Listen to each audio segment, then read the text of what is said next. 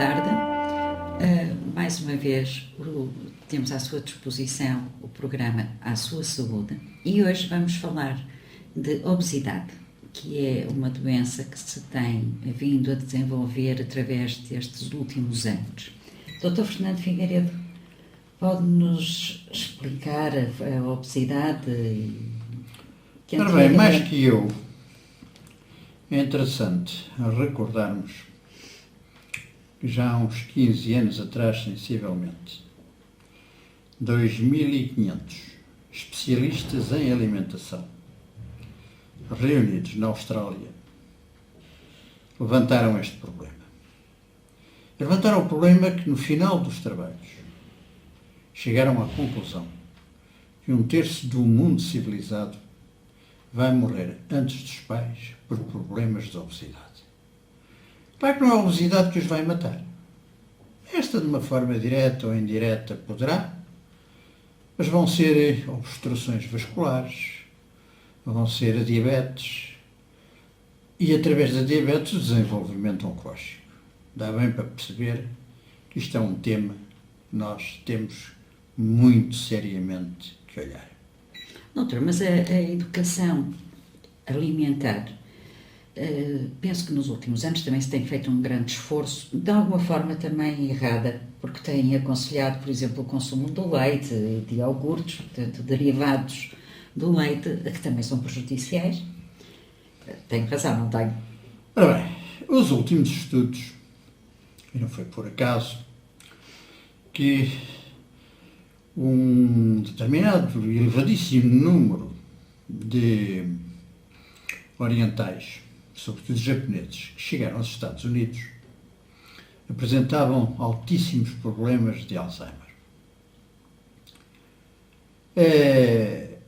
Não se percebeu inicialmente, mas quando se começou a aprofundar o assunto, percebeu-se que eles na terra de origem, ou seja, no seu país de origem, não consumiam leite e muito poucos derivados.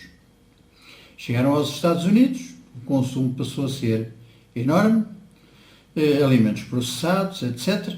Estudos feitos em ratos não deixou a mais pequena dúvida. Todos os animais que comeram lácteos adulterados morreram com problemas de Alzheimer e problemas oncológicos. Os irmãos que não comeram este tipo de alimentos morreram de velhos. Foi fácil concluir que, a partir daí, este problema dos leites, dos lácteos adulterados, produziam alterações gravíssimas no nosso organismo. Bom, por alguma razão, nós somos o único animal que, mesmo depois de adulto, continua a consumir leite, não é? E ainda por cima, não é o seu próprio leite, é o leite da vaca. Sim, o animal é enorme. Dá bem para perceber que, em termos metabólicos, nós vamos ter muitíssimos problemas. Se já, na nossa origem, nós não estamos preparados para beber leite. E não estamos preparados porquê? Porque a partir dos 2 anos e meio, nós deixamos de produzir a lactase. Logo, não conseguimos digerir a lactose. No jejum, na sua parte final do intestino delgado, vão aparecer acidoses com quebra das nossas células killer. Por outro lado, como falei, no soro do leite está o cálcio. Nas natas estão os metabolizadores. Os cálcios estão alterados, logo ficam hipossolúveis na relação do cálcio. E o cálcio, uma vez hipossolúvel, vai se fixar em todos os locais do organismo, menos nos ossos. Vai entupir tudo quanto é cano, como eu costumo dizer, toda a parte vascular, e a partir daí as degradações passam a ser múltiplas. A obesidade tem-se notado um aumento muito grande, principalmente nas crianças. Quer dizer, as pessoas adultas, há uns anos atrás, serem obesas já era preocupante, mas agora começa a ser ainda mais preocupante porque vem já de tenra idade. Ora bem, vamos tentar perceber o que é que se está a passar. Hoje fala-se na alimentação, que é de facto uma necessidade que nós temos, mas o problema é que se entrou no exagero da superalimentação. Fala-se nas vitaminas, nas proteínas e muitas inas, como eu costumo falar, e esquecem-se que se estivéssemos na natureza até haveria alguns dias, não quer dizer que seja uma constante, que nem sequer tínhamos encontrado provavelmente alimentos. Tínhamos feito o tal jejum E a natural. limpeza do organismo natural. Ora bem, o nosso organismo ia-se depurar, ia fazer um fenómeno de fagocitose. E este fenómeno chamado fagocitose, mais não é que o nosso organismo, por falta de alimentos, vai comer aquelas células e aqueles organismos que estão dentro de nós como uma defesa natural. Ora bem, fagocitose não se dá limpeza.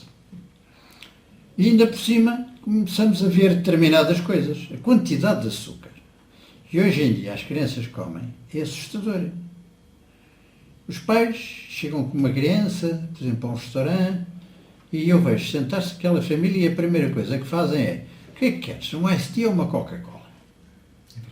Dentro de uma garrafita destas estão no mínimo entre 3 a 4 pacotes de açúcar.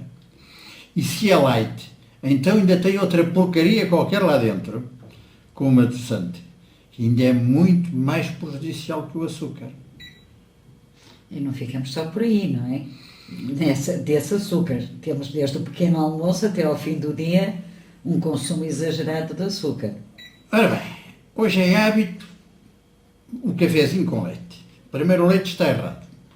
Segundo, põem-lhe o café, que é para conseguirem comer aquilo que o organismo naturalmente até rejeita, porque a maior parte das vezes não gostam de leite.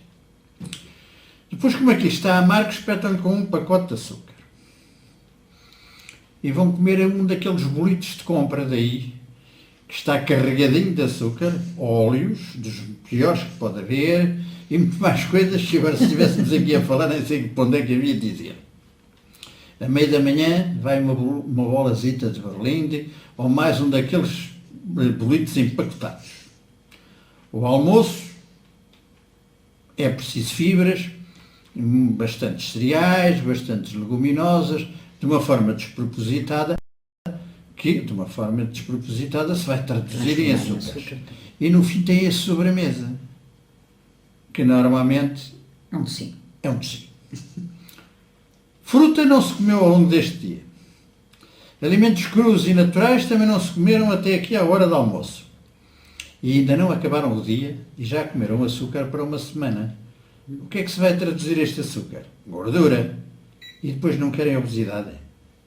Eu penso que a tudo isso ainda se agrava outra coisa, é que a criança não tem o exercício físico que há uns anos atrás nós tínhamos, porque andávamos a brincar na rua, brincávamos, corríamos, vivíamos muito mais ao ar livre. Eles é muito mais sentados a ver a televisão e a jogar com o computador, não é? Mais ainda, até há uns tempos atrás, os adultos, por sua forma de vida e a correr, comiam de pé em tipo de snack bars. Pareciam equídeos à manjedoura. Olhavam uns para os outros como os cavalos olham quando estão a comer. A correr, preocupados, sem qualquer condição. Hoje acharam que deviam almoçar sentados. Estou perfeitamente de acordo. Mas cada um leva um iPad, um telemóvel, uma geringonça qualquer para jogar. Ninguém conversa, ninguém comunica. E isto também já está ao nível das crianças. Eu verifico famílias, pai, mãe e filhos, cada um com um aparelho na mão, a temperarem a comida com as radiações do telemóvel. É verdade. Não tinha pensado nisso por esse ponto de vista, mas tem razão. A temperar a comida com as radiações, é verdade. E mais ainda, chegam ao fim de semana e no tempo do bom tempo vão fazer um piquenique à beira da estrada e continuam a regar a comida aqui com o gasóleo dos carros. Perante estas condições de vida, o que é que nós estamos à espera? Doenças, obesidade. Pois é. Só que a obesidade provoca tantas alterações dentro do nosso organismo que acaba por nos levar àquelas doenças todas que falou, que referiu, os diabetes, as doenças neoplásicas, Se dá tanta coisa, até o desequilíbrio psíquico e emocional das pessoas. Ora bem, ainda há dias ouvi que sensivelmente 20% da população portuguesa sofre de problemas cerebrais. Também já tenho ouvido que sensivelmente 1/3 da população portuguesa é obesa. Também já ouvi que mais 1/4 ou 1/5 sofrem de diabetes. Mais 1/6 ou 1/7 sofre de colesterol. E eu pergunto, o que é que falta para a humanidade estar saudável e sobretudo na população portuguesa? Isto dá bem para perceber A gravidade. de que estamos a atravessar. Que conselhos podemos deixar ficar para, principalmente nas crianças? Quer dizer, o adulto é importante, mas as crianças preocupam-me bastante, que é o futuro da humanidade. Ora bem, primeiro que tudo, nós somos um animal frugívoro. A nossa dentição, os nossos sucos estomacais, a nossa saliva, o nosso tubo digestivo tem tudo a ver com o animal que come fruta. Temos capacidade omnívora. Bom, seguinte, em segunda linha vem uma alimentação bastante vegetariana. E por fim, a carne e o peixe. Alguns cereais também devem fazer parte da nossa alimentação e não de uma forma exagerada como hoje em dia também se fala.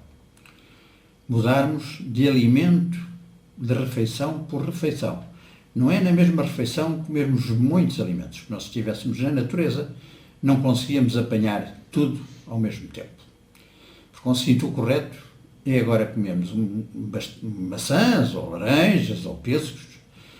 Ao almoço comermos, por exemplo, um prato de arroz ou de outros cereais. Quem diz ao almoço diz ao jantar. Fazer uma refeição apenas de carne. E de um pouco de carne, não precisamos de grandes quantidades. E há outra coisa muito importante, que ficará para um outro programa, é a água. O nosso pH é de 7,2, 7,5. A maior parte das águas tem pHs inferior a este valor. Nós nascemos alcalinos, vamos morrer ácidos.